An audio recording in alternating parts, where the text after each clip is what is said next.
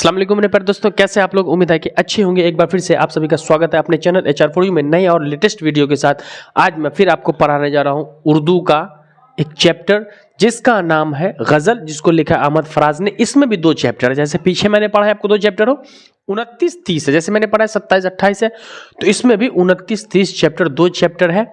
दोनों चैप्टर पर इजी पढ़ा दूंगा। तो यदि आप चैनल पर नए हैं तो चैनल को सब्सक्राइब कर लेंगे, बेल आइकन दबा लेंगे ताकि हर दिन की वीडियो का नोटिफिकेशन आपको मिलता रहेगा, क्योंकि एग्जाम का टाइम बहुत नजदीक आ चुका है।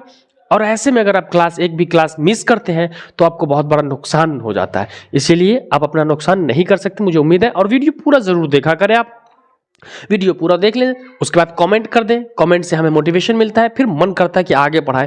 तो वीडियो जितने बच्चे देखते हैं ना, प्लीज कमेंट कर दिया करो। आपके कमेंट से, जैसे मैं आपको मोटिवेट करता हूं, तो आपके कमेंट से मुझे मोटिवेशन मिलता है और मुझे लगता है कि मेरे प्यारे बच्चे मेरा और वीडियो देखना चाहते हैं। तो चलिए हम शुरू करते हैं। सबसे पहले हम जानेंगे अहमद फराज के बारे में, जो कि इस गजल के मुसन्निफ है, लेखक है। अहमद फराज जो है कि बहुत बड़े शायर हैं। अहमद फराज का एक शेर है कि बारिशों से दोस्ती अच्छी नहीं फराज, कच्चा तेरा मकान है कुछ तो ख्याल कर। तो इसमें गजल हम पढ़ेंगे। पहले हम इनकी हालात जिंदगी के बारे में पढ़ रहे हैं, तो आप पूरा को डिटेल नोट करोगे और कॉन्सेंट्रेट होकर अकेले में मोबाइल लेकर के देखोगे। चलिए सर्दी भी बहुत ज्यादा, लेकिन फिर भी क्या करें, आप लोगों का क्लास तो लेना ही पड़ता है ना। मौसम सर्दी का आ गया है तो सर्दी तो रहता है। चलिए, पैदाइश 1933 में। कब हुई? 1933 को पेशावर में। किसकी? अहमद फराज की पैदाइश जो हुई वो 1933 में पेशावर, जो कि पाकिस्तान में अब चला गया है। पेशावर पाकिस्तान में चला गया है। इब्तिदाई तालीम घर पर हुई। अहमद फराज की इब्तिदाई तालीम कहाँ हुई?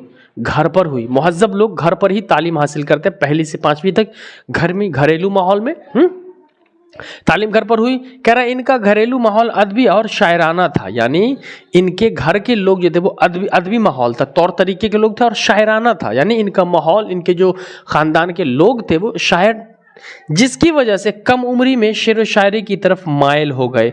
क्यों भाई? अदबी घरेलू माहौल हो और जहां शेर व शायरी की जाए तो फिर कम उम्री में ही इनका भी जहन उसी तरफ रुजू हो गया कि नहीं यार, मुझे भी जो है शेर व शायरी करना चाहिए। और उसके बाद कह रहा है कि पेशावर यूनिवर्सिटी में लेक्चरर भी रहे, यानी अपनी तालीमी मुकम्मल होने के बाद ये पेशावर यूनिवर्सिटी जो कि पाकिस्तान में है उसमें लेक्चरर रहे। तो सवाल होगा अहमद फराज किस यूनिवर्सिटी में? तो पेशावर यूनिवर्सिटी में। और नेशनल बुक फाउंडेशन पाकिस्तान के मैनेजिंग डायरेक्टर भी रहे, यानी पाकिस्तान में नेशनल बुक फाउंडेशन उसके वो मैनेजिंग डायरेक्टर रहे। क्लियर? ऑब्जेक्टिव में पूछता है। फिर कह रहा है शेरी मजमुआ, इन्होंने कुल शेरी मजमुआ जो लिखे वो 12 शेरी मजमुआ है इनका। कितना? 12 शेरी मजमुआ है। और कह रहा है कि खुद रूमानी मिजाज के शायर थे। तो अहमद फराज कैसे शायर थे? तो रूमानी मिजाज के। इनका मिजाज जो था ना वो कैसा था? रूमानी मिजाज था।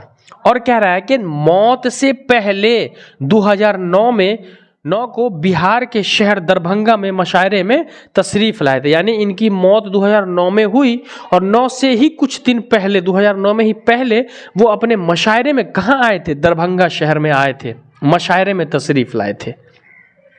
इन्होंने कुछ महानामा, एक अखबार होता है, किताब महानामा निकाला। महानामा क्या था? इस्तियाक नाम से था, और दास्ता के नाम से इन्होंने महानामा अखबार होता है वो निकाला। क्या नाम था? इस्तियाक और दास्ता। और इनका इंतकाल जो होता है ना वो 2009 में ही हो जाता है पेशावर में। कहाँ? पेशावर। 2009 में पेशावर में, यानी पाकिस्तान में इनका, यानी यहाँ बता रहा मौत से पहले 2009 को दरभंगा आए थे और 2009 के ही साल में इनकी वफात हो जाती है। तो ये थी अहमद फराज की हालात जिंदगी के बारे में, जो कि मैंने आपको पढ़ा दिया। अब हम पढ़ेंगे अहमद फराज ने जो गजल लिखा है 29-30 है, वो उसको मैं पढ़ के आपको एक्सप्लेन करता हूँ, पूरा का पूरा आप समझ जाएंगे। वीडियो में पूरा जरूर बने रहेंगे। तो चलिए हम उसके लिए किताब ले लेते हैं। अहमद फराज यहाँ लिखा हुआ है, यहाँ देख सकते हैं, पेज नंबर 180 है, 180 है, यहाँ आप देख सकते हैं। तो चलिए हम पढ़ करके एक्सप्लेन करते हैं आपको। पहला कह रहा है, पहला मिसरा के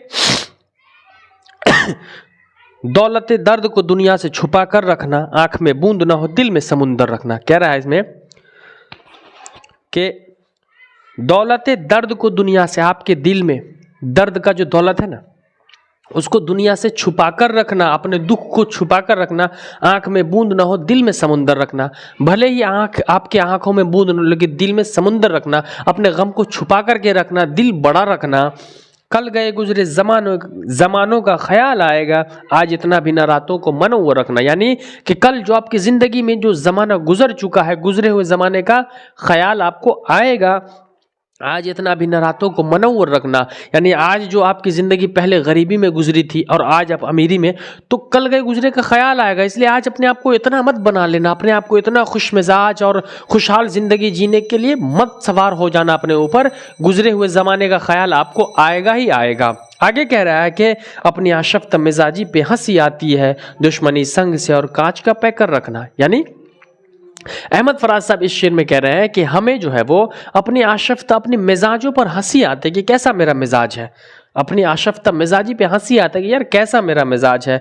दुश्मनी संग से और कांच का पैकर रखना। पत्थर से हमने दुश्मनी कर ली है और अपना मकान जो है वो कांच से बना लिया है। मुमकिन है कि कोई कांच का घर बनाए और पत्थर से दुश्मनी कर ले तो मार के तोड़ ही देगा। भाई कह रहे हैं कि हंसी आती है ऐसे मिजाज पे हमें कि हमें मतलब पत्थर से दुश्मनी कर ली और घर अपना कांच का बना लिया। आस कब दिल को नहीं थी तेरे आ जाने की, पर न ऐसी कि कदम घर से न बाहर रखना। यानी कि कब उम्मीद नहीं थी तेरे घर, मतलब कि उम्मीद हमेशा थी कि तेरे आ जाने की, पर ऐसा कि घर से, कह रहा है कि पर न ऐसी कि कदम घर से न बाहर निकले। तुम्हारे आने की उम्मीद थी हमें, लेकिन ऐसी उम्मीद कि तुम घर से ही बाहर न निकलो, तुम्हारे इंतजार में हम बार बार बाहर आके देखते रहे, तुम घर से ही बाहर न निकले, ऐसी उम्मीद तो न थी। जिक्र उसका सही बज़्म में बैठे हो फराज, ये मक्ते का शेर है जिस शेर में शायर अपना नाम डाल देता है, या शेर के आखिरी मिसरे को हम क्या बोलते हैं, मक्ते का शेर कहते हैं। तो भाई कह रहा है कि जिक्र इसका सही बज़्म में बैठे हो फराज, दर्द कैसा है उठे हाथ न दिल पर रखना। यानी कि पूरे महफिल में जिक्र भले उसका हो, बज़्म में बैठे हो फराज उसका जिक्र भी हो, दर्द कैसा है उठे हाथ न दिल पर रखना। आपके दिल में दर्द हो, मुसीबत हो, दुख हो, परेशानी हो, आप अपने एहसास को जाहिर मत होने देना, अपने गम को अंदर ही छिपा लेना।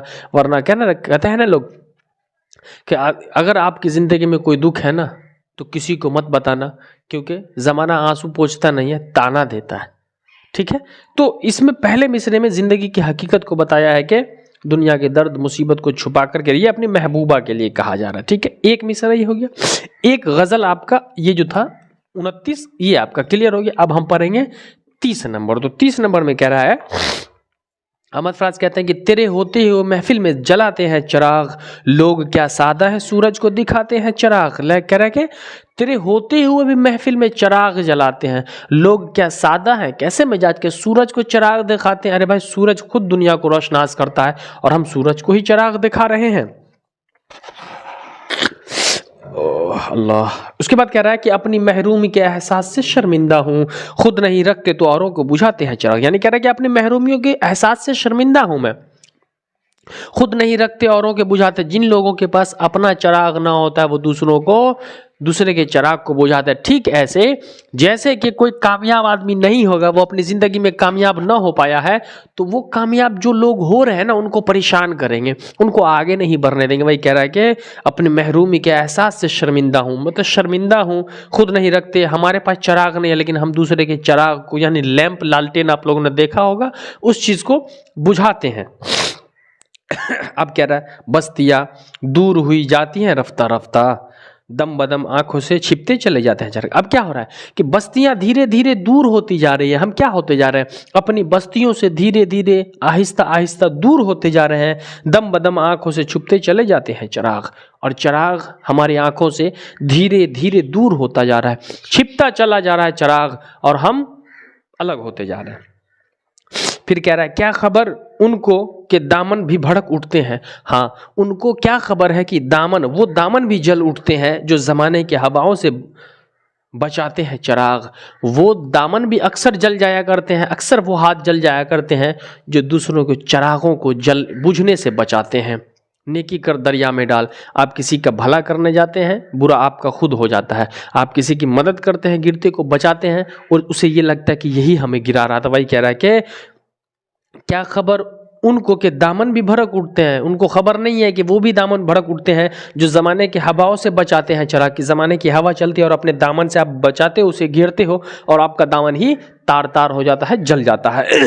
गोसाई बख्त है हम लोग पे रोशन है ज़मीर, जो अंधेरे में है दुनिया को दिखाते हैं। चला क्या कह रहा है, गोशे बख्त है हम लोग के पे रोशन है ज़मीर, जो अंधेरे में है दुनिया को दिखाते हैं चला। यानी हम लोग ऐसे हैं कि भले ही खुद अंधेरे में रह लेते हैं, हम खुद अंधेरे में रहते हैं लेकिन दूसरों को चिराग दिखाते हैं, दूसरे को रोशनी देते हैं। हम खुद भले किसी चीज़ का फ़ायदा ना ले पाएँ लेकिन दूसरों को हम ज़रूर फ़ायदा देते हैं।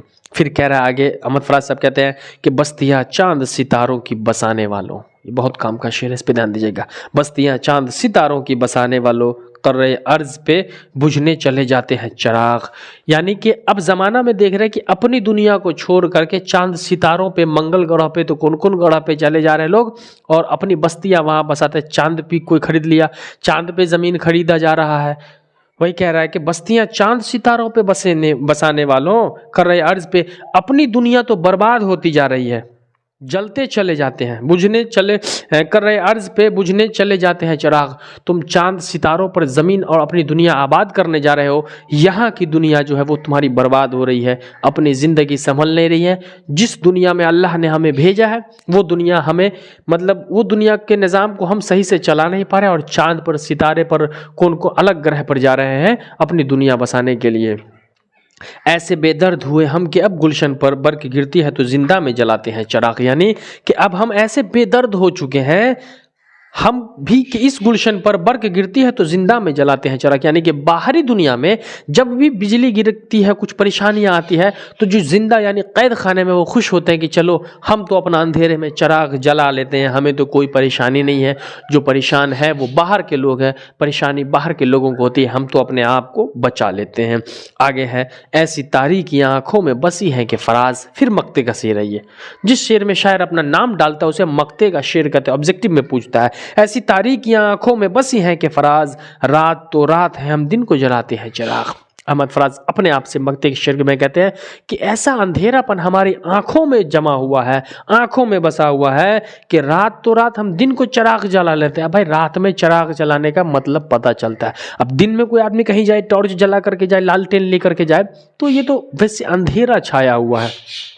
तो ये दोनों मिसरा अहमद फराज का जो था वो आपका पूरा का पूरा कंप्लीट हो चुका है। इसमें कुछ क्वेश्चन आंसर्स है वो मैं आपको बता देता हूँ। पहले मुख्तसर तरीन सवाल है कि अहमद फराज की पैदाइश कब हुई, तो अहमद फराज की पैदाइश 1933 को हुई थी पेशावर में। क्लियर। अहमद फराज कहाँ पैदा हुए, तो पेशावर में, जो कि पाकिस्तान में चला गया है। तीसरा है अहमद फराज किस यूनिवर्सिटी में लेक्चरर हुए थे, तो अहमद फराज पेशावर यूनिवर्सिटी में लेक्चरर हुए थे, याद रखिएगा। ठीक है। चौथा कह रहा है अहमद फराज किस इदारे में मैनेजिंग डायरेक्टर थे, तो अहमद फराज जो थे वो नेशनल बुक फाउंडेशन में मैनेजिंग डायरेक्टर थे। किसमें? नेशनल बुक फाउंडेशन में मैनेजिंग डायरेक्टर थे। फिर कह रहा है अपनी मौत से कुछ दिनों पहले बिहार के किस सूबे के मशायरे में तशरीफ लाए थे, तो वो दरभंगा जिला में आए थे। कहाँ आए थे? दरभंगा में 2009 में आए थे वो मशायरे में। अगला सवाल है अहमद फराज की शायरी के कितने मजमुआ शाये हो चुके हैं, तो अहमद फराज की शायरी के कुल 12 मजमुए, शेरी मजमुए कितने? 12 मजमुए जो है इनके शाया हो चुके हैं, छप चुके हैं। अगला है मुख्तसर सवालात यानी 2 नंबर का। अहमद फराज बुनियादी तौर पर किस मिजाज के शायर हैं? मिजाज के, तो वो रूमानी मिजाज के, अभी हमने रूमानी मिजाज के शायर हैं वो। ठीक है। अहमद फराज की शायरी का असल मोहर क्या है, यानी किस पे? वो उनका मोहर जो है वो रूमानी ही है। ठीक है। अहमद फराज की शायरी किसके हल्के में मकबूल हुई थी, मतलब किस क्षेत्र में मकबूल हुई बहुत ज़्यादा, तो गज़ल में, गज़ल इन्होंने लिखा था। अहमद फराज की इदारत में कौन कौन से महानामा और हफ्तावार शाया हुए? महानामा इस्तियाक नाम से और दास्तान नाम से शाया हुआ था छप करके। उर्दू गज़ल की रिवायत में आज़ाद गज़ल का तजुर्बा कैसा रहा है? उर्दू गज़ल की दुनिया में आज़ाद गज़ल का तजुर्बा अच्छा रहा है। उसके बाद कह रहा है 6 नंबर, अरबी गज़ल की किस अरबी की किस सिन्फ से माखूज है? अरबी, इसका भी पिछले में गज़ल के बारे में मैंने पिछले चैप्टर में बताया है, उसमें से पूरा ऑब्जेक्टिव भी क्लियर कर लोगे आप। जिस गज़ल में रदीफ ना हो उस गज़ल को क्या कहते हैं? 7 नंबर, उसको गैर मुरद्दिफ कहते हैं। पीछे गज़ल का पूरा डिटेल्स मैंने पिछले चैप्टर में पढ़ा दिया है। दक्कन के किस शायर के ज़रिए उर्दू गज़ल शुमाल तक पहुँची थी, तो वो शायद वली दक्कनी थे। वली दक्कनी के बारे में। गज़ल के पहले शेर को क्या कहते हैं, तो अभी मैंने पढ़ाया। गज़ल के पहले शेर को मतला कहते हैं। ये भी पिछले चैप्टर में मैंने पूरा पढ़ा दिया, उसमें पूरा डिटेल्स गज़ल के बारे में है। गज़ल के आखिरी शेर को क्या कहते हैं? तो गज़ल के आखिरी शेर को हम मक्ता कहते हैं। ये पूरा का पूरा क्वेश्चन आपका कंप्लीट हो चुका है, पूरा क्वेश्चन आंसर आपका क्लियर हो चुका है। अब भी इसमें अगर आपको कोई प्रॉब्लम है, कहीं पर भी थोड़ा सा प्रॉब्लम है, तो कमेंट सेक्शन में आप पूछें कि सर किसका क्या होगा। और चैनल पर नए हैं तो चैनल को सब्सक्राइब कर लेंगे, वीडियो को ज़्यादा से ज़्यादा शेयर करेंगे, अपने सारे दोस्तों को शेयर करो। अब वक्त बहुत है कम, लगा दो अपना पूरा दम। तो आप अब ऑब्जेक्टिव पे ज़्यादा फोकस करेंगे, लिखने पे ज़्यादा फोकस करेंगे। इससे क्या होगा, आपका स्ट्रॉन्ग हो जाएगा। और पिछली वीडियो को भी देखेंगे, और पिछला वीडियो मैंने रिसेंटली जो डाला है वो गज़ल के बारे में पूरा खुलासा है, मक्ता, मतला, रदीफ, वो क्या क्या सारी चीज़ें उसमें बता दी गई है। तो चलिए मिलते हैं हम अगले क्लास में, तब तक के लिए जय हिंद, वंदे मातरम।